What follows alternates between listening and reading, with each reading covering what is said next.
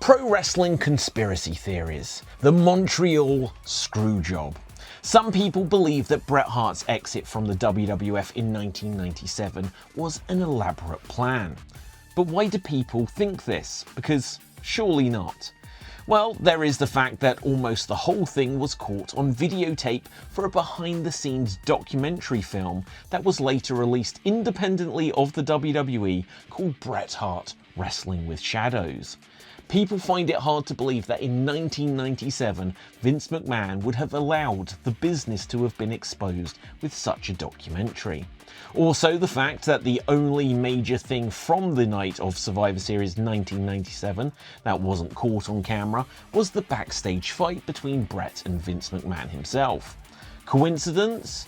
Or was this because the fight never actually happened? People have looked to the video of Vince McMahon that was aired shortly after where Vince had got a black eye and said it looked a bit fake just to make Bret look bad. Or perhaps it was just fake. But why would it be a work? Would Vince really let Bret Hart, his biggest star at the time, leave and go to WCW? What is there to gain?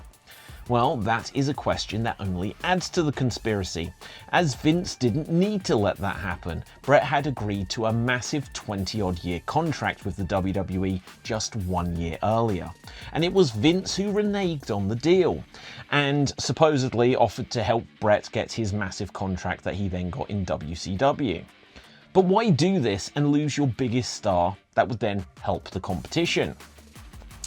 Well, some point out that the beginnings of the Mr. McMahon character, who feuding with Steve Austin would be the factor that would help WWE win the Monday Night War.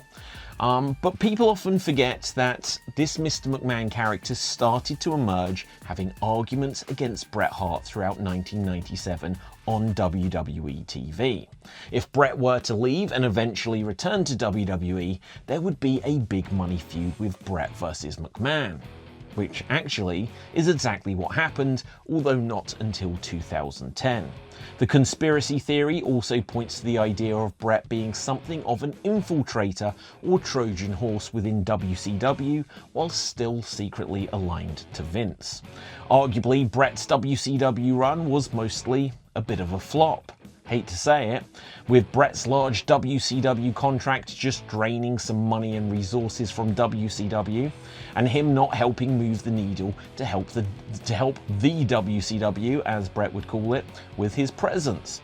Could the otherwise successful Bret have been intentionally sabotaging his WCW run, whilst also feeding back to Vince? People will point to the fact that if there had been any kind of conspiracy between Vince and Bret, that things may have all changed when Owen Hart, who remained in the WWE, tragically died in a WWE ring at the 1999 Over the Edge pay-per-view.